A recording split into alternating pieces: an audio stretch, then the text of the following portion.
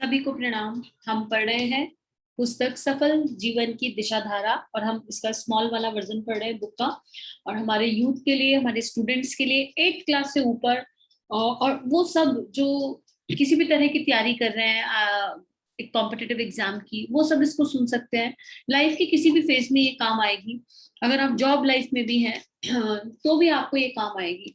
हर तरह से गुरुदेव ने इसमें इतने सुंदर सुंदर सूत्र दिए हैं। तो आइए पहले अपने युवाओं के लिए, अपने इस दिव्य वर्ग के लिए प्रार्थना करते हैं जो भारत का भविष्य है। ओम भूर्भुवः स्वः तत्सवितुर्वरेण्यं भर्गो देवस्य धीमहि धियो यो नः प्रचोदयात्। परम पूज्य गुरुदेव वंदे माता जी से प्रार्थना कि जो स्वाध्याय वो करा रहे हैं ये हमारे अंतःकरण में उतर जाए और हम इसको समझ पाए। अब एक भाव ये भी आ सकता है, बहुत सारे अभी हमारे बच्चे लॉजिकल हो गए हैं कि प्रार्थना का क्या महत्व है, क्यों करनी होती है, एक गायत्री मंत्र क्यों करते हैं, उससे क्या हो जाएगा। बहुत बहुत फर्क पड़ता है। अगर हम दिल से किसी को कुछ नहीं दे सकते ना, तो हम प्रार्थनाएं सभी के लिए यूज कर सकते हैं, क्योंकि इसमें कुछ लगता नहीं, केवल भाव लगता है, प्रेम लगता है। और जब ये एक मंत्र नहीं है मात्र, जितने सारे लोग ये ऑडियो सुनेंगे, कितने सुनेंगे वो मैटर नहीं करता, लेकिन अगर 5 लोगों ने भी ऑडियो सुना और उन्होंने दिल से प्रार्थना करी, तो निश्चित रूप से हमारा युवा जागृत हो जाएगा। और क्यों गायत्री मंत्र? गायत्री मंत्र सद्बुद्धि का मंत्र है। गायत्री मंत्र वो मंत्र है जो हमें सविता की शक्ति से जोड़ता है।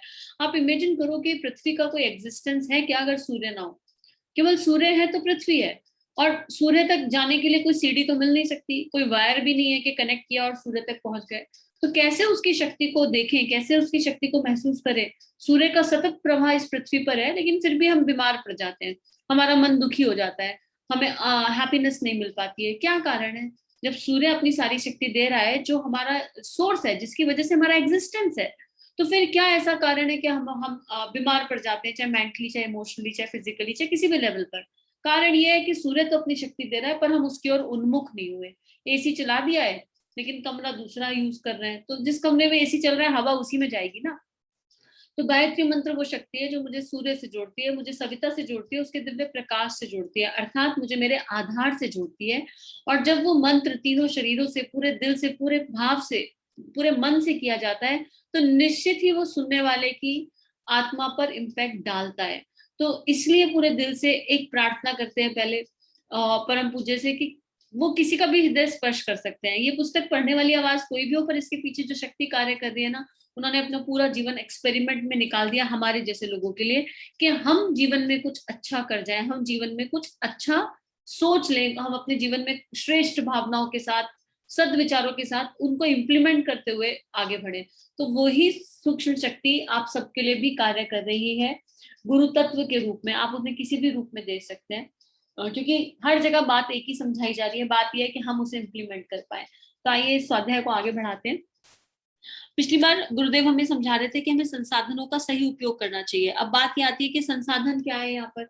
वो पिछली बार बताया कि धन के बारे में गुरुदेव ने उसमें मुख्य रखा कि कमाना तो सरल है, लेकिन उसको खर्च तो विवेक पूर्वक करें। अगर कमाया, खाया और वेस्ट कर दिया, कमाया रेस्टोरेंट चले गए, पार्टी कर ली और नशा कर लिया, या इस तरह की चीजों में इन्वेस्ट कर दिया, स्पेंड कर दिया जहां पे आवश्यकता नहीं थी और जहां कोई रिटर्न नहीं था, तो फिर उस कमाने का फायदा क्या है? तो धन कमाना सरल है, लेकिन उसको खर्च करने के लिए विवेक की जरूरत है, उसको खर्च करने के लिए सद्बुद्धि की जरूरत है, और अपनी आवश्यकताओं को कम करने की जरूरत है।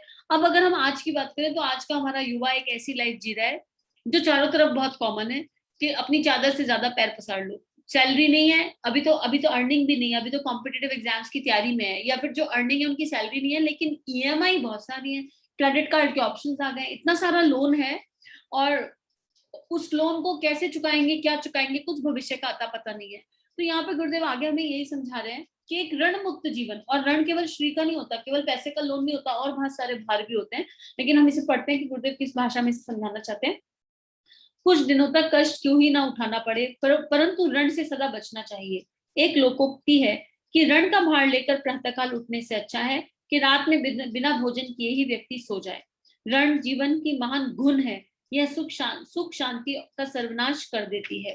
तुम्हारा इसी में कल्याण है कि तुम मितव्ययी बनो, अपनी आय की सीमा से बाहर खर्च ना करो, आज एक एक पैसे की बचत करके कल अनंत सुख साबित हो सकता है। अपने अपने घर परिवार का और अपने आश्रितों के लिए सुरक्षा के लिए धन संग्रह करने का निषेध किसी ने भी कभी नहीं किया।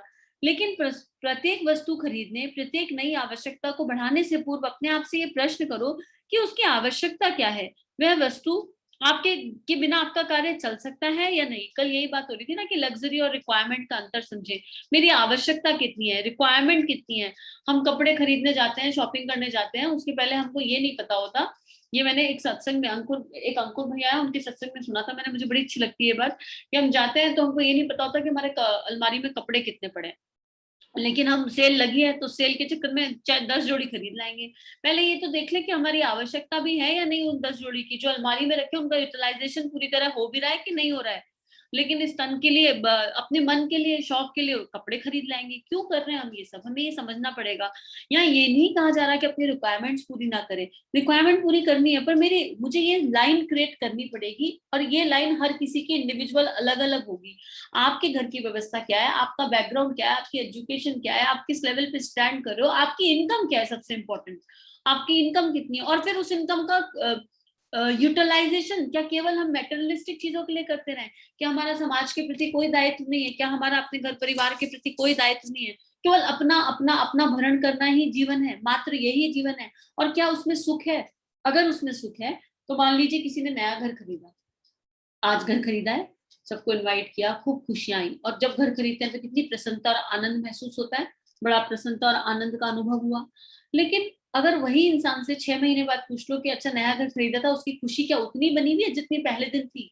वो खुशी धीरे धीरे कम हो जाती है। और 6 महीने बाद पूछ लो तो अब जवाब आएंगे, यार ईएमआई बहुत हो गई है, ईएमआई देते देते थक गए। क्यों वो खुशी फिर स्थायी रूप से नहीं टिक पाई? पहली बार घर खरीदते हुए जो आनंद की प्राप्ति हुई थी, जबकि अपनी पूरी जमा पूंजी लगा दी घर खरीदने में, आसान थोड़े ना, लोन लिया, ऐसा किया वैसा किया और पूरी जमा पूंजी लगा दी, फिर भी वो खुशी स्थायी रूप से टिक नहीं सकी। क्या कारण था? इसका मतलब कहीं वो हैप्पीनेस टेम्परेरी थी ना, परमानेंट नहीं थी। इसका मतलब ये नहीं कि हम घर नहीं खरीदेंगे, लेकिन हम अपने आप से पूछे ना कि हम कहाँ जा रहे हैं, किस दिशा जा रहे हैं। क्या हम कम से कम लोन के ऊपर उठा सकते हैं कि नहीं उठा सकते? हमें अपने आप से प्रश्न करना होगा। अगर हम ये अपने आप से बार बार प्रश्न नहीं करेंगे तो शायद हम बाहर की और मेटेरियलिस्टिक दुनिया में उस कैट रेस में इतना इन्वॉल्व हो जाएंगे, जिस कैट रेस से परमात्मा, वो शक्ति हमें बाहर निकालना चाहती है। जो कैट रेस मुझे एक ऐसे पॉइंट पे लाकर खड़ा कर देती है कई बार, जहां मेरे पास बहुत सारा पैसा होता है, लेकिन उस पैसे से जो खुशी है वो खुशी मिसिंग हो जाती है। कई बार ऐसे पॉइंट पे लाके खड़ा कर देती है जहां मैंने खूब मेहनत करी है पर रिजल्ट कुछ भी नहीं है, और मैं ब्लैंक में हम आ गए हैं। क्या कारण है कि इतनी मेहनत करने के बाद ब्लैंक में आ गए? कुछ तो मिसिंग था ना। वो मिसिंग को ढूंढना हमारी जिम्मेदारी है। पाश्चात्य की नकल करने वाले और अपने देश की आवश्यकताओं को ना समझने वाले भी देशद्रोही ही हैं। यदि आप अपने देश की स्वतंत्रता की रक्षा करना चाहते हैं तो आपको साधारण मनुष्य के जीवन स्तर को ऊंचा उठाना होगा। आप स्वयं मितव्ययी बने और अपने आसपास के दीनहीन दुखियों को आगे बढ़ाने में, उन्नति करने में सहायक बने। आपकी सहायता से किसी साधनहीन प्रतिभाशाली की जिंदगी बदल जाए तो वह आत्मसंतोष, बड़े से बड़े सम्मान, अभिनंदन से कहीं अधिक सुखदायी होगा। बिल्कुल निश्चित बात है। मेरी सैलरी अगर 1 लाख रुपए है फॉर एग्जाम्पल, तो क्या जरूरी है वो 1 लाख का 1 लाख अपने ऊपर ही खर्च करना है? क्या हम कुछ कंट्रीब्यूट नहीं कर सकते हैं? क्या हमारा कोई अधिकार नहीं बनता? क्या हमारा कोई फर्ज नहीं है कंट्रीब्यूट करने का? क्या हमारे मन में वो करुणा और संवेदना नहीं जागती किसी को देखकर? एक बार कर देखिए। किसी को निष्काम भाव से, बिना डिजायर के, बदले में सम्मान की इच्छा, मान की इच्छा, ये सब इच्छाएं नहीं होनी चाहिए। किसी दीनहीन को देखिए और उसको परमानेंट सॉल्यूशन प्रोवाइड कराने की कोशिश कीजिए। परमानेंट सॉल्यूशन, वो जो समस्या है उसका। अब किसी को, भिखारी को भीख देने की बात नहीं कही जा रही, सामने वाले के आत्मबल को बढ़ाने की बात कही जा रही है। अगर उसमें आत्मबल है और वो कोई बिजनेस करना चाहता है तो आप छोटी सी इन्वेस्टमेंट करवा के देखो उसके बिजनेस पर, और अगर उसका बिजनेस चल गया तो जो आपको प्राप्त होगा ना, आपको उसका अंदाजा भी नहीं है। आपकी आत्मिक शक्ति बढ़ेगी क्योंकि आपको दुआएं मिलेंगी, ब्लेसिंग्स मिलेंगी, और वो मनुष्य हर पल आपके प्रति एक कृतज्ञता का भाव महसूस करेगा। और वो भी छोड़ दो, एक बार को मान लो ना करे, अगर मैं ये एक्सपेक्टेशन रख लूं कि सामने वाले के मन में मेरे लिए ग्रेटिट्यूड होना चाहिए, तो ये भी कहीं ना कहीं एक सूक्ष्म अहंकार है। लेकिन आत्मिक आनंद की प्राप्ति होगी, सुकून की प्राप्ति होगी। किसी दिन कभी किसी की मदद करके देखिएगा, बिना किसी इच्छा के, बस अंदर भीतर जाइए और देखिए कि क्या वो करुणा का भाव जागृत हो रहा है। और आपको बहुत बहुत हैप्पीनेस की फीलिंग आएगी। तो जब वो हैप्पीनेस परमानेंट होगी। जब भी आप उस इमोशन को विजुलाइज करेंगे अपने हार्ट में, उसको दोबारा उसको आंख बंद करके जिएंगे ना, तो आपको अलग अलग एक सुकून की प्राप्ति होगी। तो और इस आत्म संतोष से बड़ा तो कोई कोई भी चीज नहीं है, कोई सम्मान नहीं है इससे बड़ा। तो अपने धन को जो है शोर शराबे में, तड़क भड़क में खर्च ना करें। उस धन अगर हम कमा रहे हैं तो हमें सोचना है कि हमारे पास जो एसेट है उनका उपयोग कहाँ कहाँ और किस तरीके से ढंग से किया जा सकता है। अपव्यय, ऋण, व्यर्थ की तड़क भड़क और व्यर्थ में व्यय कराने वाली परंपराओं से बचें। यदि आप अपने घर में इतना संयम कर सके तो वास्तव में अपने देश को आप महात्मा गांधी और टॉलस्टॉय का देश बना सकने में समर्थ होंगे। आपके हाथ में ही देश को स्वर्ग और नर्क बनाना है। अपने मन पर संयम रखें, अपनी आवश्यकताओं का दमन करें, बस इतना ही पर्याप्त है, केवल मात्र इतना ही पर्याप्त है। गाड़ी लेनी है, मान लो आप कह रहे हो मेरी रिक्वायरमेंट गाड़ी है, तो गाड़ी तो बहुत सारी मार्केट में अवेलेबल है, मुझे कौन सी गाड़ी पे मन टिक रहा है ये पूछना है। अगर रिक्वायरमेंट है तो कोई बात नहीं है। और अगर आपने ले भी ली, चलो आपके मन की इच्छा पूरी हो गई, तो उससे आसक्ति कितनी है? क्या उसको देश के काम में लगा सकते हैं? क्या किसी को जरूरत है तो आप उसको दे सकते हैं अपनी गाड़ी को? आपके पास घर है अगर, और किसी को जरूरत है कि भाई हमें 4 दिन के लिए आपके घर की आवश्यकता है, केवल सेवा भाव से हम दे सकते हैं। क्या हमारा इतना बड़ा दिल है? हम जो चीजें लाते हैं ना उनसे आसक्त हो जाते हैं। यहाँ कर्मयोग के हिसाब से देखा जाए तो यहाँ ये नहीं कहा जा रहा कि किसी चीज को जियो मत या जीवन का आनंद मत उठाओ। जी लो, आनंद उठा लो, आज है तो यूज कर लिया, कल नहीं है तो उसको मिस नहीं करेंगे। डिपेंडेंसी क्रिएट नहीं करनी है किसी भी चीज के लिए ऊपर। डिपेंडेंसी केवल मेरे भीतर, मेरे परमार्थ पर, भीतर की शक्ति पर, उस आत्मा की शक्ति पर, उस सविता की शक्ति पर डिपेंडेंसी, और किसी चीज पर डिपेंडेंसी क्रिएट नहीं करनी। ये भी नहीं कहा जा रहा कि विरक्त हो जाए, नहीं हम तो जी कुछ करते ही नहीं, हमसे तो आप तुम तो कुछ खाते ही नहीं, कुछ पीते ही नहीं। नहीं, आज खा मिल गया, खाने को खा लिया, एंजॉय किया, कल नहीं है कोई बात नहीं, enjoy life the way it is. लेकिन अगर हम अपना पुरुषार्थ करेंगे, अपनी 5 शक्तियों का उपयोग करके जीवन में आगे बढ़ेंगे। 5 शक्तियां कौन सी? मेरी फिजिकल हेल्थ, मेरी मेंटल हेल्थ, मेरी इमोशनल हेल्थ, मेरा सोशल हेल्थ, मेरा जब हम मीठी वाणी बोलेंगे तभी तो हमारे सोशल सर्किल बनेगा, और मेरा फाइनेंशियल हेल्थ। ये 5 शक्तियों को अगर हम जन कल्याण के लिए उपयोग करेंगे, और सबसे पहले आत्मनिर्माण के लिए, पहले समझ तो ले इन शक्तियों का अर्थ क्या है सही दिशा में, सही तरीके से, और उसके बाद इनको जन कल्याण के लिए उपयोग करेंगे, तो जीवन की खूबसूरती अलग ही लेवल पर होगी। हमको ये समझना पड़ेगा।